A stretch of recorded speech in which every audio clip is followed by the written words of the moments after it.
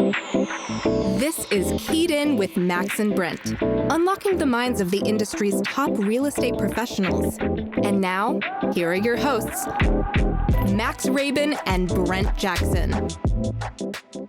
Hey everybody, welcome to the Keyed In podcast. I'm Max Rabin. And I am Brent Jackson. Happy New Year, Brent. Happy New Year. We're right back at it. Finished the holidays. Here we are back with each other, spending time together. Exactly. Had a nice relaxing holiday, a little bit of travel. Went to New Year's Eve at Times Square. I got to 57th. You went to Times Square on New Year's Eve? I went to Times Square. I got to 57th and 7th. We were walking back from the Upper West Side movie theater, and we were staying at 53rd and 7th. So we, kind of crossed paths, and we saw Central Park fireworks, and you could see and hear the balls and the lights from Central Park. Okay. But that's as close as I would take the kids.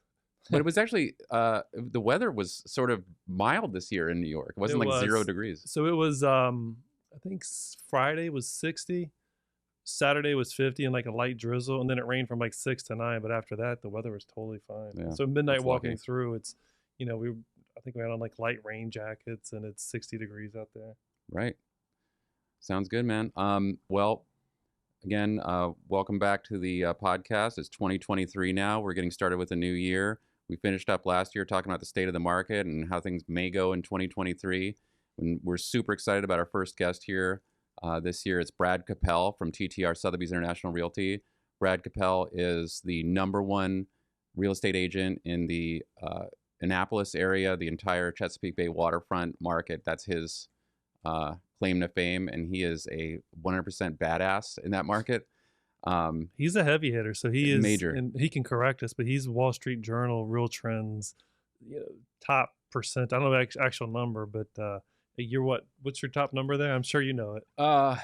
That's a good question. I mean, I think this year my biggest achievement was making the top 100 agents worldwide for Sotheby's. Worldwide, yes. Yeah, but I'm the #1 individual agent in the state of Maryland.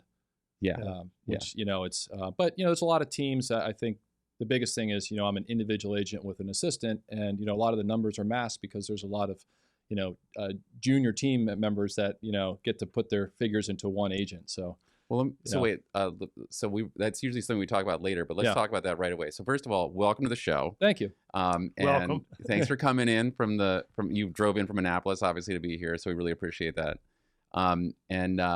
So you're basically at a 200 million volume in the last year. Okay. Right. But you're saying you're doing this as an individual agent? Yes. And with one assistant? Yes. Well, actually, I have two. I have a client concierge, Alex, who is my licensed out in front, hang a sign, do an open house, that kind of thing. And then I have an in-house administrative assistant, Misty, and she's the brains of the business. She helps me keep all my paperwork in line and hit all the marketing, advertising deadlines and all those things that are important, but they don't keep me out in front where my best value is out with the client, not in the office. For sure. Crunching away. That's impressive. Really impressive. 200 million for one person.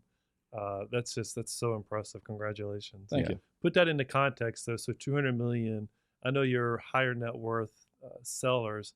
So 200 million is how many transactions for you? So we did 87 transactions. 87. Okay. Yeah. So pretty high average numbers then. Yeah, it's reasonable. Interesting. We're and I say we because I see myself as having a practice, and it's like a white glove type service, and so we specialize in the listing side of primarily waterfront properties. So we're about 80% listings and 20% of the time we're working with buyers. Okay. And most of the time with buyers, they're actually coming to purchase my listings, right? Directly. Did you ever look at the number? We just did this for our team, but as far as so you did 87 deals. How many were front and back? 14. 14. Mm-hmm. Wow, that's good. That's pretty good. Yeah, impressive. And as the numbers go up in sales price, it's more frequent. So, and I think that will change as the market softens and buyers are not afraid of losing a property. But when you're at the height of the seller's market, a lot of times with a new listing, a smart, affluent buyer would call the listing agent and go, look, I've bought and sold houses all over the world. Right. I want to secure this house now, and I don't need an agent. Yeah. And I'd tell the seller, look, it's one conduit of information between me and you. He wants to buy your house. You want to sell your home. Let's get it done. And I'd represent the seller, and the buyer would be not represented. Sure. So, but yeah, that's kind of where I think the luxury market, it's like matchmaking. How does that work as far as the buyers filling in the blanks on a contract? Would they use are they attorneys, or they work with an attorney to No, help not guide in our them? market. I mean, I always suggest if there's anything that comes up or they have questions, I have, local attorneys I'd recommend. But real estate's pretty simple if people get along, and if they want something, they typically will say, Brad, what would you suggest? And I say, I would make a fair offer. I don't guide them on that process to where I'm not giving my client the fiducial interest, right, as the selling side. But a lot of times they come in, they're like, look, what do we need to do to get this done? How about we offer this? How about we do that? And I say, great, I'll write it up administratively, present it to the seller, and kick it back and forth. So, but I think what we're finding now is that buyers are kicking tires more. They want to look more. So you're less likely, I think, to see buyers going straight to the listing agent, because they probably are going to be engaged with a buyer's agent because there's not much inventory, right. and they're just kind of working through the sales process of finding something. So, yeah, we kind of went. I mean, it's fine. This is fine. We can kind of Or we work. can do it. I'm not No. I like that. I like this because you're jumping Right right into into. See, I'm not an on-script guy. No. This is great. I'm That's very good. fluid. Yeah, It's yeah. great. I would say that. So, in that market though, so you're working with higher net worth buyers, and you're talking about the height of the seller's market. Let's talk about that. The height of the seller's market. So we're talking about like the pandemic market. Yeah. Big secondary home market occurred during the pandemic. People were like, we got to get out of our place. People just had this need to move or migrate away. And Annapolis and the entire waterfront area in the Chesapeake Bay is like basically in DC's backyard. It's in a lot of people's backyard, actually, when you think about it. Yeah. And some of the most gorgeous properties I've ever seen, obviously, waterfront, like farmland. You've got all kinds of stuff there. Tell us about like just the influx of people and how different that was from the markets preceding that. Yeah, so I think, there's a couple different components there. One is proximity, right? So Annapolis is a 45-minute drive, give or take, to Montgomery County, which is the prime source of buyers for my listings. Bethesda, Potomac, Chevy Chase, Rockville, a lot of high-income earners there. They're looking for a place to relax, because it's hard to relax sometimes right next to the Beltway. And they don't want to get on a plane during COVID, right? They don't want to go to Palm Beach or Hilton Head. So Annapolis, the proximity was right. And then I think the next piece that was really great was they don't have to commit to it in advance, right? So it's Friday, the weather's nice. Let's go to Annapolis. We'll go to our house in Annapolis. They don't have to buy plane tickets. It's a quick commute. And then the biggest thing is the value. So our market's been undervalued for many, many years. I mean, if you look at similar waterfront markets like Block Island, Nantucket, the Hamptons, So you can't exclusive. touch anything for $2 or $3 million. You can't really get anything decent in Potomac or Great Falls for $2 million, but in Annapolis, you can get a lifestyle. You can get a home on the water. It's a place to escape to. You can reset and you can come back to your life here. And if something pops up in DC and you have to come back 45 minutes later to an hour, you're back home. So there was a value and a proximity component. I think those were key. And then there's scarcity in Annapolis of property during all markets. So it's a good investment. Mhm. You're buying something that's a limited commodity. Can you quantify both your business and then the house value from 2019 to the height of the pandemic? So I always think of kind of what I do is, selling, similar to selling a piece of artwork, right? So, there are certain properties that 2x their value, literally, especially over on Maryland's Eastern Shore, which would be, Oxford, Easton, St. Michael's, Queenstown, Kent Island, because that market was really sedated coming into 2019, right? It was days on market. Well, you could take a year to sell a house in the 2 million range, right? Then all of a sudden, that was the perfect spot. And the one downside to the Annapolis market was it was kind of a half step for people on DuPont or people in Capitol Hill, because it was still suburbia. It still felt a little bit urban. And when they wanted to get away during COVID, they wanted to get away. So crossing the Bay Bridge and getting over there, that became the perfect place because you're getting acreage. You don't even have to see your neighbors. So that market went 2x. A home that was $1.5 million sometimes went to $3 million. Annapolis, I would say we saw like 20 to 30% increase. But I think the other part was that we saw a lot of competition. So pricing was driven by competition. So most of the listings I was selling were going for north of list price. So you had market value, and then you had ego. And ego was taking these properties, and then no terms, just cash. I want it now, Right. No inspections. So it's hard to really quantify exactly how much our market bumped, but sales prices bumped a ton. The demand level went through the roof because Annapolis kind of got put on the map because of COVID, more than it ever had been. And we're also seeing a lot of people from the New England, New York, New Jersey corridor coming this way not because of COVID, because we have a very low property tax rate. So it's 1% in our county, in Anne Arundel County. And in New Jersey, New York, a lot of times you're paying 3%. So if you buy a home for $3 million in Annapolis and you're retiring, it's $30,000 a year, right? There, it's 90. Mm-hmm. And the quality of life, maybe you get a longer season if you're into boating or you're into, the weather's a little better. So Annapolis is getting, put on the map for different reasons now. I think the value piece is starting to change because I guess it's kind of my fault, but we're pushing the prices up. And the big thing right now, number one thing right now is we have the lowest inventory we've ever had in the history of Anne Arundel County. And Still right now. Still lower than COVID.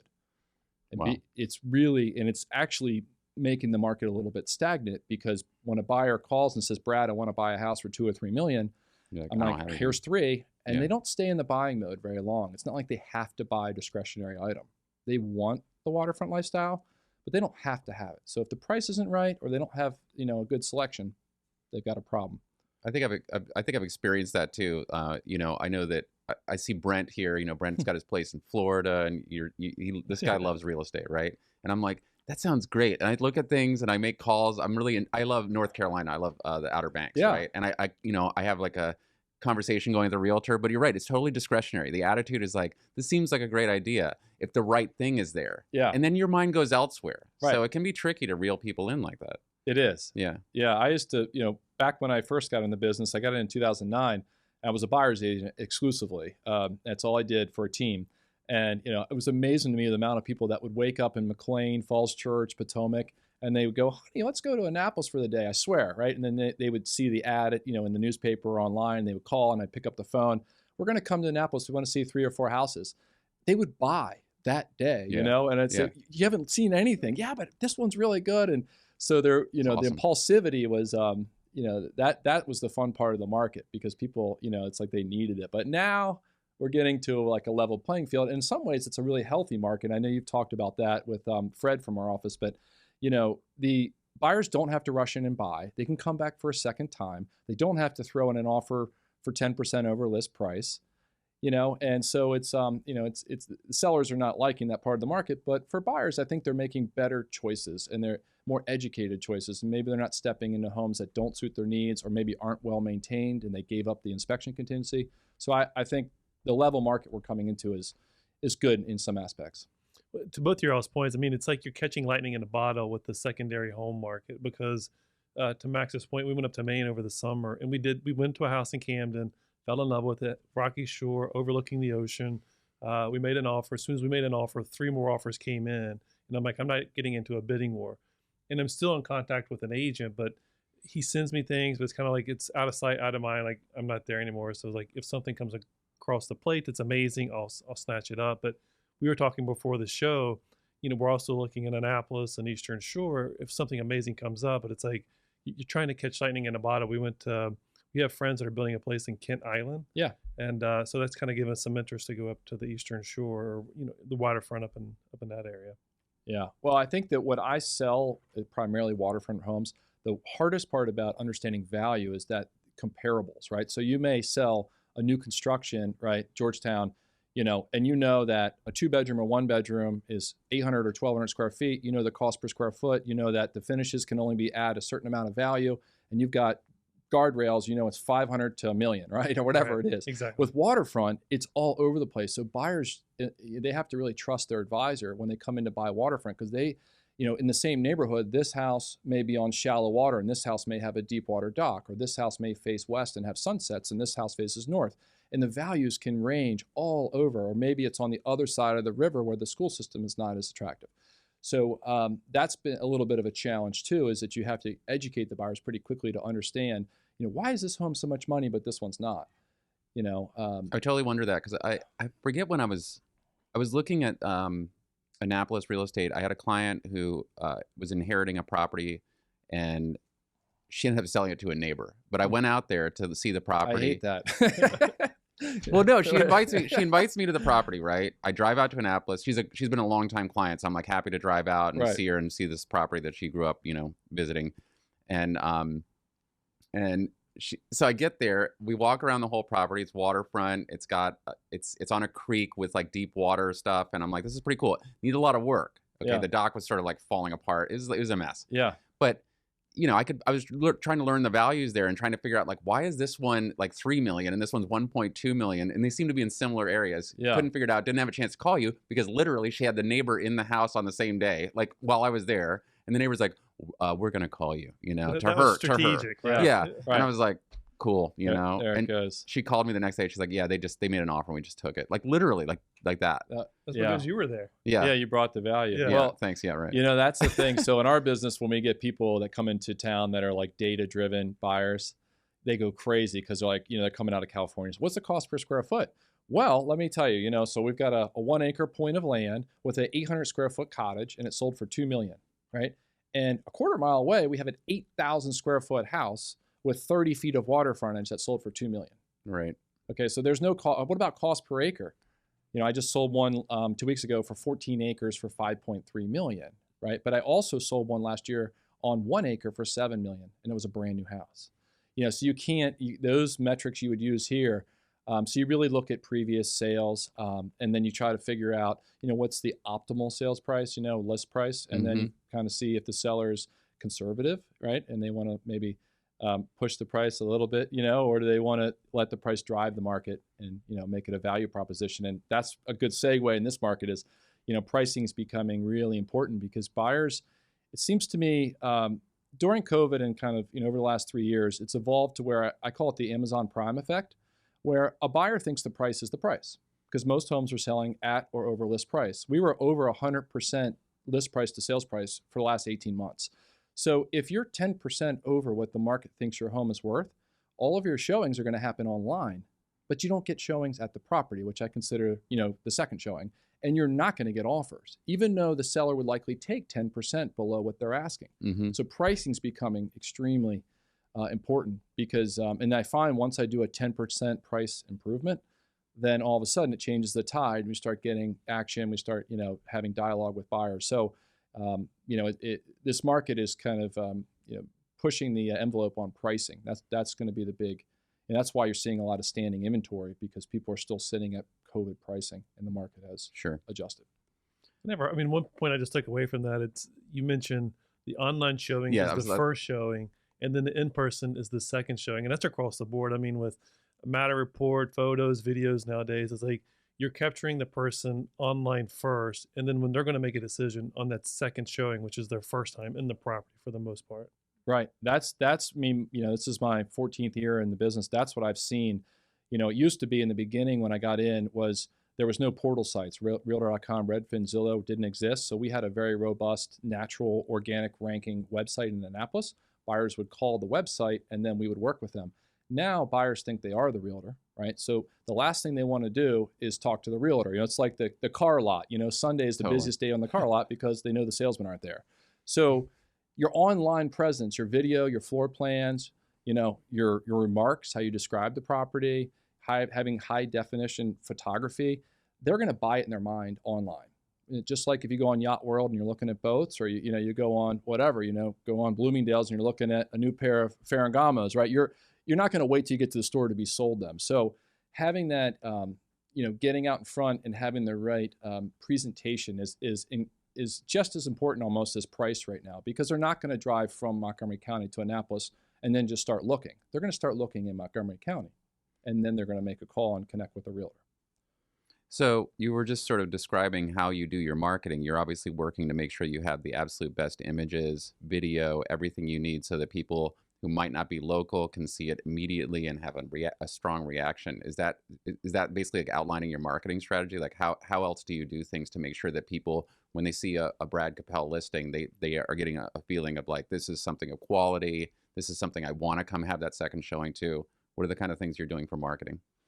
Well, so that's interesting. So there's some agents in our firm that represent luxury properties in, let's say, Georgetown Pike, Great Falls, those areas. And these are 10, 12, 15,000 square foot homes that are, covered in gold and decked out. And so the homes I sell are very modest until you get up into the 5 million, 7 million price range, because 50% or more of the value of the property is in the land.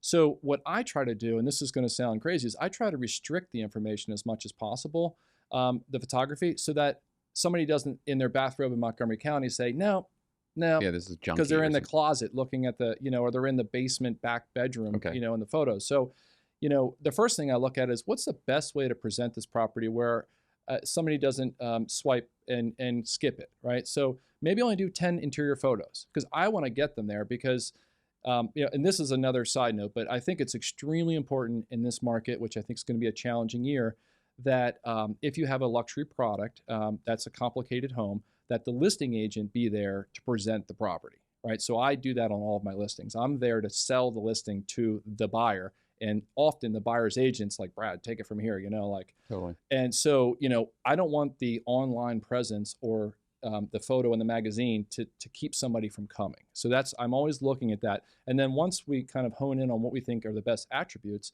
we use, we really invest in the best video photography, floor plans.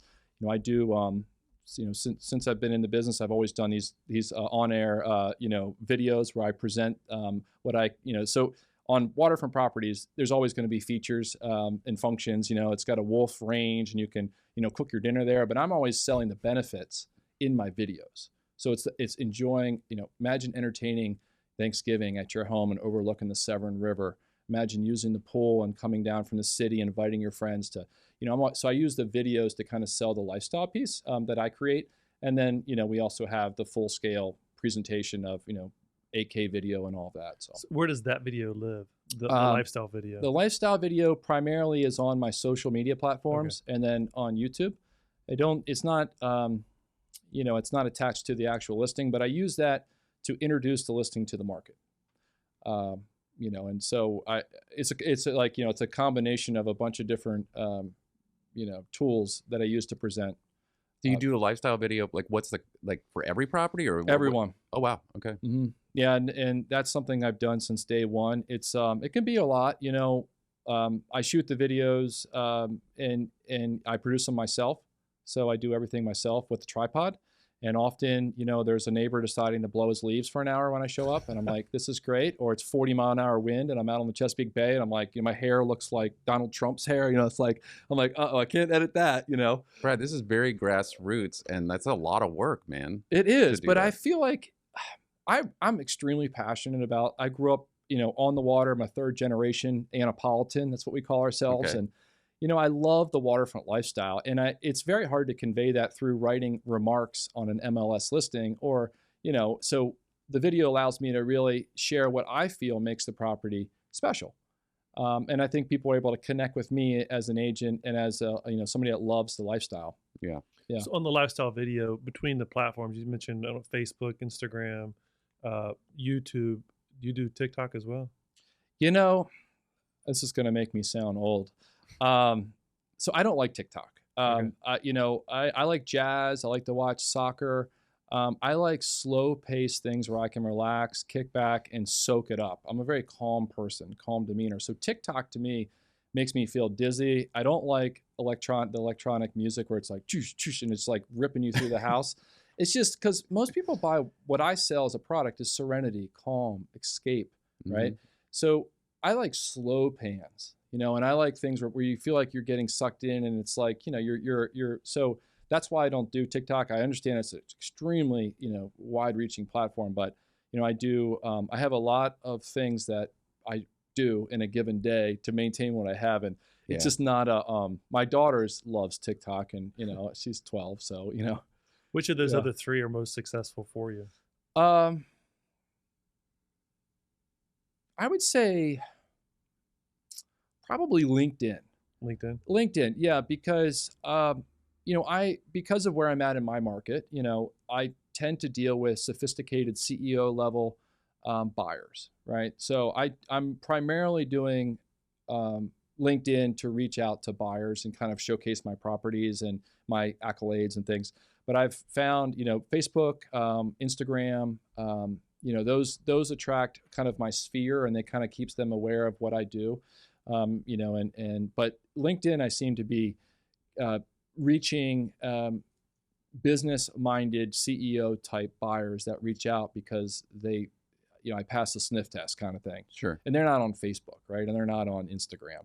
So, okay, let's talk about LinkedIn a little bit because I think that's a less talked about platform amongst our guests. Correct. So how with that, obviously if it's a platform that's working for you and and you have tricks to using LinkedIn that you're happy with and you don't want to give away secrets, that's fine. But tell us about like, how do you build a presence on LinkedIn? I mean, obviously it sounds like your videos are high quality. I'm looking right at you right now and I can already tell, like, thinking about you doing those videos with the lights of it. Hi, I'm Brad. Like, you are the face of Annapolis. So when people are like looking at your video, they're like, oh, there he is. There's my guy. You know what I mean? Right. But so as far as LinkedIn though, like building your network on LinkedIn and making sure you're seeing the right people, are you paying for ads on there, or are you just posting and the network's kind of just rolling in? That's a great question. So I don't pay for any social media advertising. I don't believe in that. I just, it is what it is. I like, right now I've got, I think I'm around 30,000 followers between my different platforms, and I had 18,000 3 years ago. I mean, so it's organically growing. LinkedIn, I'm a little over 5,000 people that I'm linked into. But what it all comes down to is what I call sexy content, right? So I sell. People sitting in their office right now across the street are looking at something. They're looking at a Ferrari, they're looking at a pair of shoes, they're looking at a waterfront property. So I'm always drilling back to the escapism, right? And so all of my stuff is about, because there's people that will click, when you see the back end metrics of like an email blast, they'll click for a year and a half. And then someday they call and they're like, we want to look for a waterfront home, because they've been looking, and right in their mind, they escape to it. Like you talked about Maine, you're in your mind thinking, oh, we're going to overlook the ocean in Maine. It's going to be great. So with LinkedIn, I'm always doing content that either reinforces that I am the leader in my market and that I'm going to bring the most value, right? Because that's the most important thing. If you're, looking to have a agent represent you, it's like, well, what are you going to do for me? So I'm always reinforcing that. And then, on the buyer side, I'm trying to show them products so that they maybe can, escape and think about, well, maybe we should get a home in Annapolis. Maybe we should get a home in St. Michael's. We're here with Brad Kappel from TTR Sotheby's International Realty, the #1 individual agent in the state of Maryland. Pretty awesome guest. That's a very awesome guest. And top 100 for Sotheby's International worldwide. Yeah, worldwide. No, so going back a little bit, so, I got my first license, which was in Virginia back in 2005 or whatnot. It's like, I'm from West Virginia. You get a license, like, oh, what am I going to do now? Then I got my DC license. So how did you develop this niche? And when did you develop this niche? That's a good question. So when I got 2009, I purchased a waterfront home. I was managing. I've had 4 distinct careers. So I grew up. My family owned Annapolis seafood markets. My dad started that from a gas station. They had 4 locations, and we owned a waterfront fine dining restaurant. It's called Paul's on the South River. So I went to college, came back from college, and I was broke. And my dad had just fired the chef, and I had worked up the ranks to sous chef, back kitchen, and so he threw me into the kitchen. This is a pretty high-end restaurant, scratch recipes, 300 seats, lots of weddings, bar mitzvahs. I mean, it was a hopping restaurant. I spent 6 years as head chef there, working 10 to 10. That's incredible. Tuesday to Sunday. You've never worked harder. No windows in the room this size. And when you're the owner's son, anything goes wrong, anybody calls out sick, you're the person. And one day I came home and I told my wife at the time, we just got married, I said, I'm done. I can't do it anymore. And I just heard an ad on the radio for a sales executive at the local Annapolis radio station. So I went there and I was a sales manager and worked there for 4 years. And then I sold, this was in the bottom of our market. Our market was in the pits in 2009. That was like our, doom and gloom. And the agent that represented the listing said, hey, you might be good in real estate. Not a great time to get in, but I'm happy to have you come in. So he had a waterfront specific niche. And I started as a buyer's agent. I was there for about 6 years, and I worked as a buyer's agent for 3 years. And then I transitioned to the listing side of the business. And then working with him, I had to sign some agreements that prohibited me from leaving. So I had to take 3 years off of real estate. So my best friend in Annapolis owns Annapolis Painting Services. So I went over there. He's a big company, 80, 100 employees, 30 trucks on the road, painting, siding, roofing, gutters. And he says, I need a number 2 guy. I've always wanted to hire you, but I didn't think I could afford you. And I said, well, I want to go out on my own in real estate, but in order for that to happen, I need to start my clock now. So I went there and helped him scale the business. I got to have a company truck and wear blue jeans and bring my dog to work. And I got to meet with a couple thousand homeowners because I did estimating during the day, commercial and residential. And then I got back into real estate about 4 years ago. Just And- curious, like on the painting side though, meeting with 1,000+ people, did you bank those addresses, phone numbers, emails? Oh yeah, yeah. But they didn't there. We covered a huge territory, so I don't know if that converted into actual real estate transactions, but it gave me a wealth of knowledge because I was selling floor refinishing, painting, siding, roofing, gutters, drywall, power washing. We did it all, and I you're would face sell to the face. job. You're like you're going to give an estimate. Yeah, and then I was in the city. We did work for Smithsonian, the zoo. We did full scale commercial, painting jobs. So it just gave me a different skill set. And just like in the radio business, I was selling B2B. And when you're selling a puff of air, a spot, a 30-second or 1-minute spot that your client will probably never hear on a radio station that they probably will never tune into, it is tough. So I think I learned a lot about sales at that point.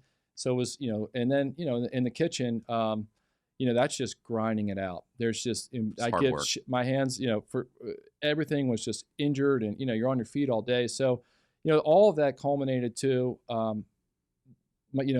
the word that I focus on all the time is tenacity. And people ask me all the time, why are you successful? It's because I'm tenacious. It's because I don't, I think I'm a little bit of a spaz and a little bit OCD, but I want the best outcome for every situation. And that's kind of how I go into it, from day to day.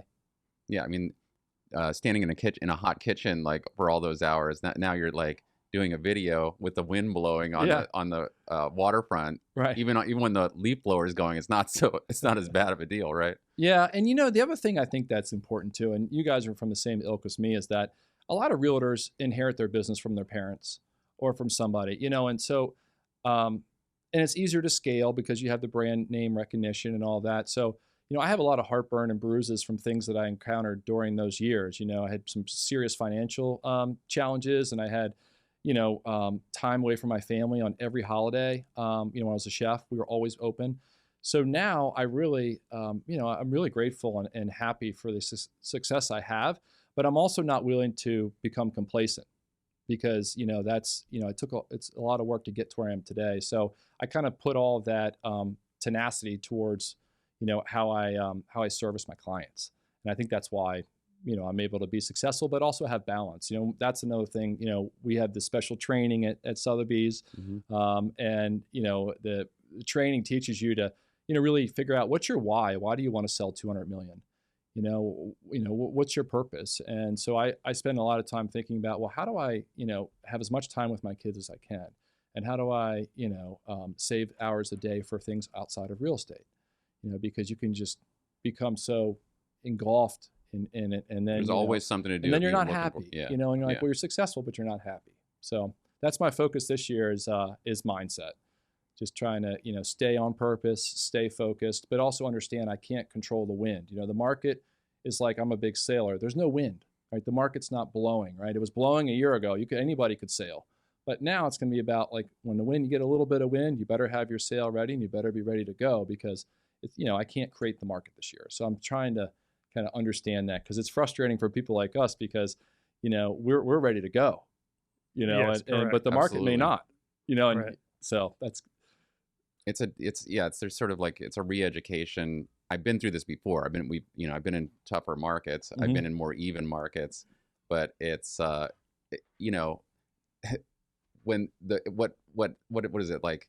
The bigger they are, the harder they fall. Yeah. What we were dealing with for 2 years. Yeah. Is like nuts. It was nuts. Yeah. And so we've got to see some recoil from that. Right. And there's no way, you can't predict how long it'll last. You can't predict what's gonna happen in the future. You can continue working, right? And that's we just have to stick with our process and keep going. Yeah, that's it. So that's a great segue into like goal planning, business planning. So we just finished like the end of 22. Have you sat down and done your business plan and kind of what's your goals for 23 as far as like volume and kind of high level what you predict for 23? No one has a crystal ball, but just so I think we break it into two categories. For myself, I'm looking at really honing my process. I'm spending a lot of time with my assistant working on our marketing collateral, working on every touch point with clients and seeing how can we differentiate ourselves in the market, how can we be better. What did we do that great with last year? Is there something, that we could, improve upon, so that as we come into this market, which I think this year is going to be a pretty soft, flat market, there's still going to be a lot of buyers. There's still going to be sellers. Buyers are going to think you can get 10, 20% off the price. Sellers are going to think we're in the pricing we had a year ago. A good agent's going to have to merge the gap and get the deal done. But I think, what's going to be key is being on purpose all the time. Because like yesterday, for example, I am getting in my car. I had 2 bags in my hand. I'm on Main Street. Somebody's trying to take my door off my car and the phone rings, and it rang 3 times. I'm like, I can't get it. I picked it up, and it was an elderly gentleman who wanted to list his home. It's a prime example. So I spent 20 minutes talking to him. He thanked me 50 times for taking the call, for setting an appointment in a short manner. And if I hadn't taken that call, often what happens is you go, all right, I'll call him back. And then you get in your car and then something catches fire and you got to go put it out. Next thing you know, it's 3 o'clock and you call it at noon, you call him back, he doesn't even have voicemail, right? Because and then the opportunity is gone. So in a market where the opportunities are going to be less, it's going to be about having the mindset and being on purpose so that every time there is somebody reaching out looking for your services, that you're available, and that, and also keeping a positive attitude. I'm the other thing I'm really, doing a lot of reading about is contagions in the market. So I like to read the room. That's how I'm successful in sales. I like to figure out, what motivates this person. Are they looking for friendly Brad? Are they looking for hard driving Brad? And I'm very sensitive to what, contagions in the market. So when I'm around somebody that's very negative, I have a hard time dismissing it because I start to absorb it and I'm like, geez, it's not that bad. And I think a lot of our colleagues and, professionals in the real estate business this next year are going to find it's a very challenging market. So, trying to stay positive and realize I bring a lot of value and I know the market and I know what Sotheby's brings to the table for your listing, and so that when somebody does come into your orbit, you're able to give them your best self, and you're not like, because you call people all the time and they're like, hello, and you're like, this is a business call. Like, how about, hi, this is Brent. Can I help you? And it's like, and you start Brent, off. you got to be more chipper, Right. man. Yeah. What do you want? Yeah, but you know what I mean? It's like, Right. or you call, how about the agents that you call and they never take a live phone call, right? And you're like, but my client wants to buy your listing and you won't answer your phone, It's happened a few times lately, yeah. I think those little fine details, looking at the market, I think the market is the market. It's going to be a soft, flat market. I don't think it's going to be, I don't think the word soft landing, I'm so tired of. It doesn't mean anything. We might be in a recession now. I mean, there's, if you look at commodities and fuel, or you look at cars are still expensive. The real estate market is what I look at. And most people's knowledge of the real estate market is like getting it from a cable news network, which is going to give you the weather report for the entire country at one time. Big doesn't splashy apply. headline. I'm in a micro market and I have a niche product. So you have to talk to me if you want to find out what the market's doing, because it's evolving quickly, But so that's my goal, is just to be available and on purpose and under the right mindset where I'm going to bring value to you. It's a great answer. It's awesome. Thank you. Just real quick, you keep talking about niche. Yeah. Niche. Yeah. Waterfront, but is it like just Annapolis, or do you go over to Eastern Shore? That's a good Easton, question. All that, or is it you stay across the bridge, on one So, side of the bridge? I'll preface this with saying, when you go to your doctor, right, and you say, God, doc, I've been working out in the gym a lot, my knee hurts, what's the first thing he's going to say? You need to go see a Orthopedic doctor. orthopedic doctor, right? He's not going to be like, well, let me take a look at it and I'll start. So for me, from day one, I've always wanted to have just the blinders on and be extremely focused on one type of product, and which is primarily waterfront. I do water view and water oriented, which means you're in a community and you have access to a boat ramp, a beach and stuff. But I sell lifestyle. I don't sell boxes. I can't, when I go into a non-waterfront, nondescript house in a suburb, I'm like, what am I selling? There's a lot of that the too closet, out there too. The mastic. Yeah. Yeah. So I cover all of Anne Arundel County. I do about 80% of my business in Anne Arundel County. And that's comprised of like 4 main river systems: the Magathie, the Severn, the South River, the West River, and the Road River. That's primarily my territory. And then I also do, I think I sold 14 homes this past year over in Queen Anne's County, which is Graysonville, Queenstown, and Chester, and then Stevensville, so that whole area. And then I do a little bit in Talbot County, but in the past year we opened an office in Easton, a new Sotheby's office. So like I say, I like to stay in my what I know best. It's best for me to call one of our expert agents in Easton and say, hey, I've got Brent, he's looking to buy out there. Would you please take care of him?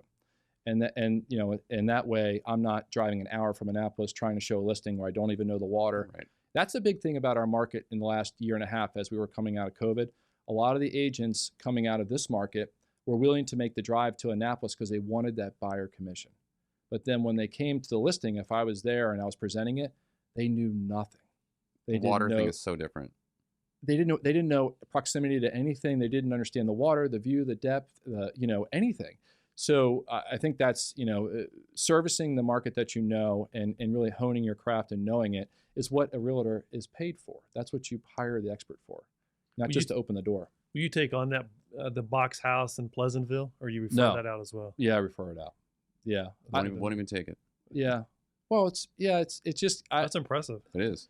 Yeah, I don't. I mean, because like I was saying, there are a lot of those developments in that area, like farms that were sold, and then you've got like townhouses, or you've got a bunch of detached houses I've seen them, and it's like, I know they're not exciting. I mean, we understand that. This is the way to think of it is, let's say you're into Porsches, right? And, every guy when he turns 40 wants a Porsche, right? So, you go to the Porsche dealership, it's all Porsches, right? Now, you could sell a Porsche at a CarMax, right? But you want the guy that knows the details. You want the turbo. Is this the 994, whatever, right?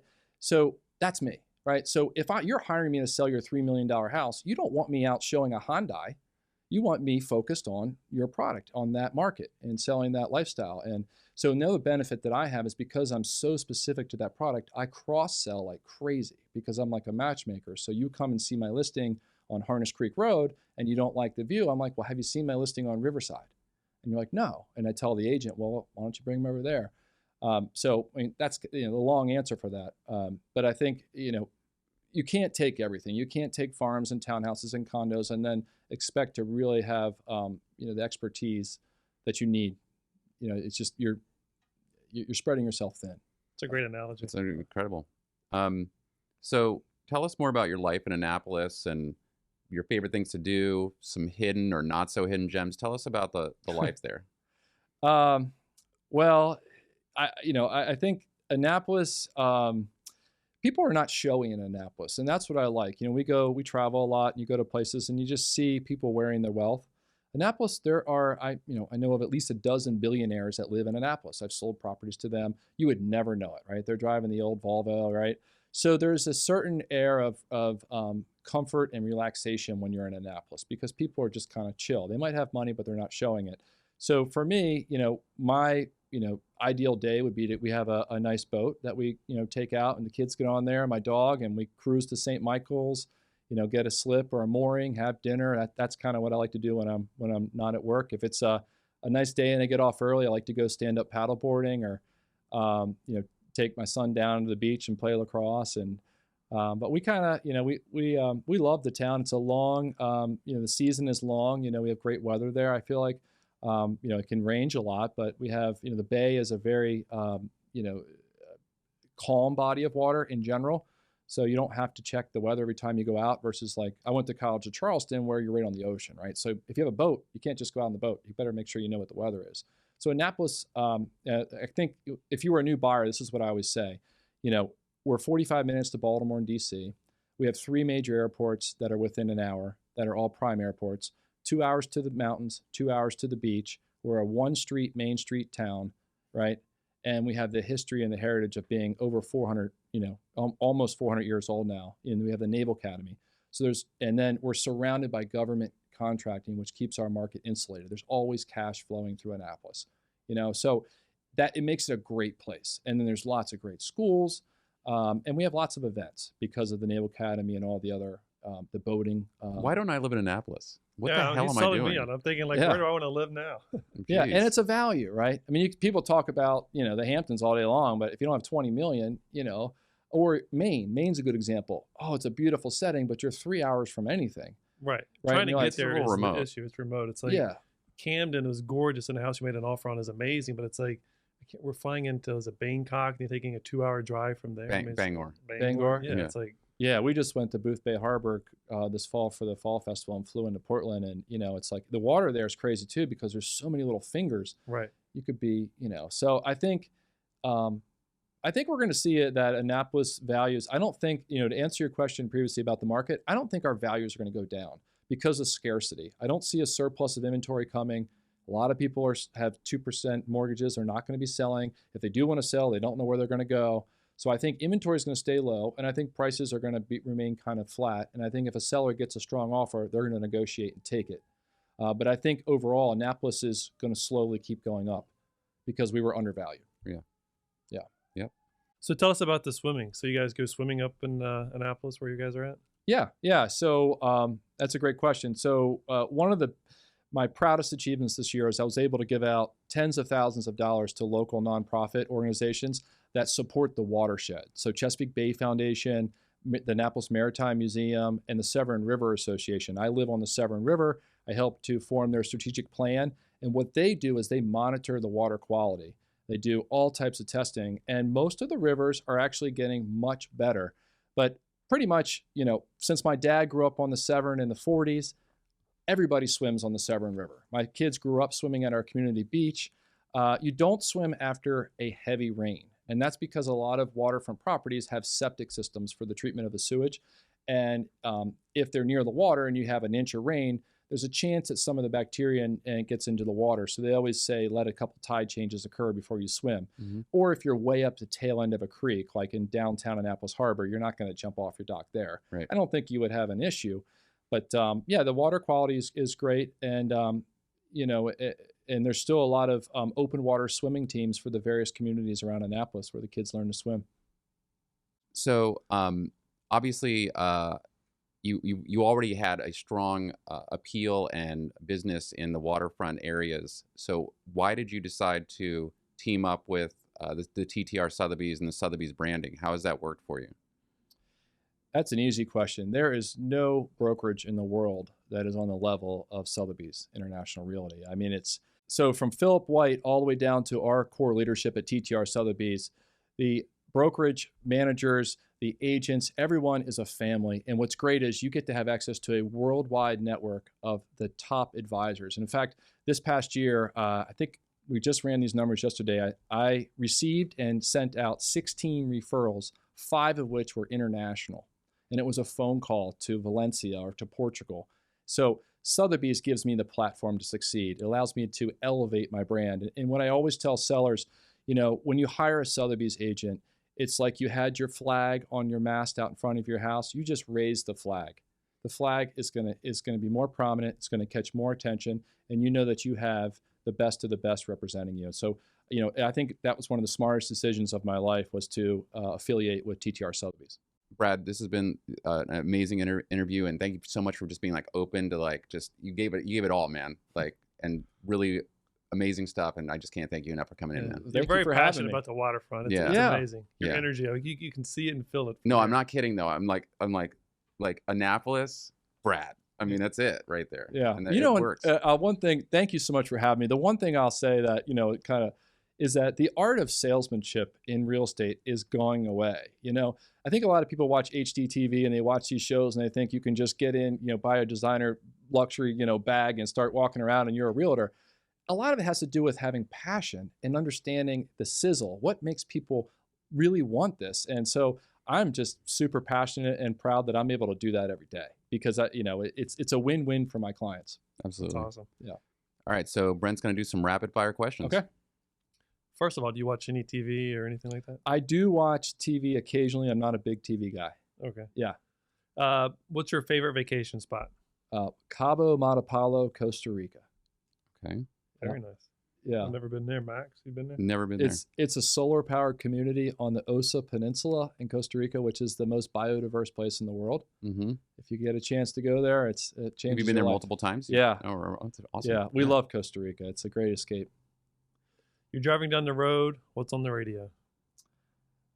I'm really been into Brazilian samba music lately. Really? Yeah. Yeah. Cool. Jazz. Yeah. So you're on a deserted island. You get one item of your choosing. Nothing else around, nobody around. What are you taking with you? Fishing pole. A fishing pole. You can get, if you give a man a fish, he eats for a day. If you teach a man to fish, he eats for a lifetime. Exactly. Right. So a person can stay one night in Annapolis. Where do you recommend they stay, and what restaurant are they eating at? So I'd recommend they stay at the Annapolis Waterfront Hotel. They can get one of the waterfront rooms overlooking the harbor. And then just a couple steps up the boardwalk, you have the brand new Chop Tank restaurant. Just a spectacular restaurant. They opened about a year ago. And you have to make a reservation in advance. They're always booked. Awesome. Who would you rather have coffee with, Obama or Oprah? Michael Jordan. Michael Jordan.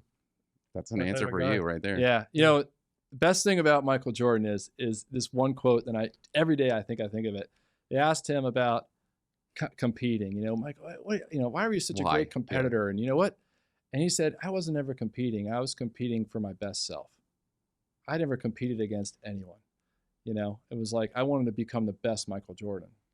And that's a great way to embrace the day because, you know, in real estate, it's so competitive. And I think agents spend all their time going, well, that person sold that and that person sold that. But if you can just stay focused on, because you can't control that, right? You can control what you bring to the table. Side note, did you see the series on ESPN? Was it on ESPN? The Last Dance? The Last Yeah. Dance. Yes, that was But amazing.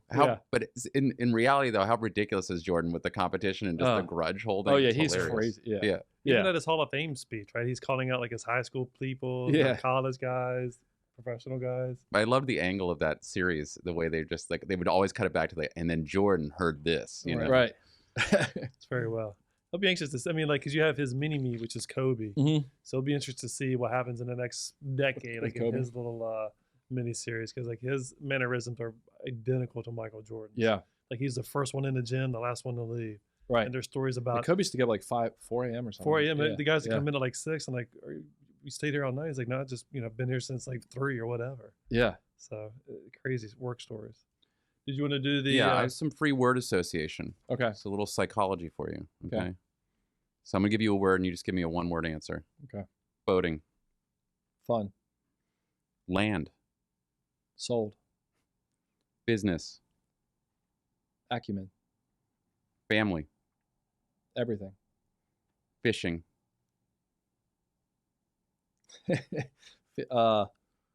Hooked. Branding. Essential. Sales. My life. That's all I got. Thanks, Brad. That was Sure. impressive. That was really good.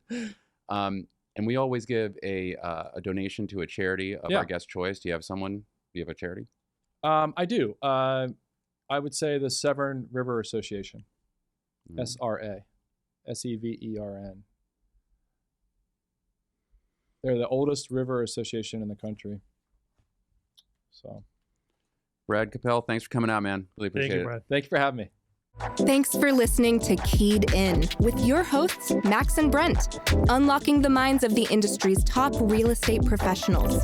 For more information on selling your home, find us online at keyedinpodcast.com. Remember to subscribe to Keyed In on Apple Podcasts or wherever you like to listen to podcasts. Follow us on Instagram at Keyed In Podcast, at Rabin Max, and at Brent E. Jackson. And follow Max on TikTok at MaxwellRabin_properties.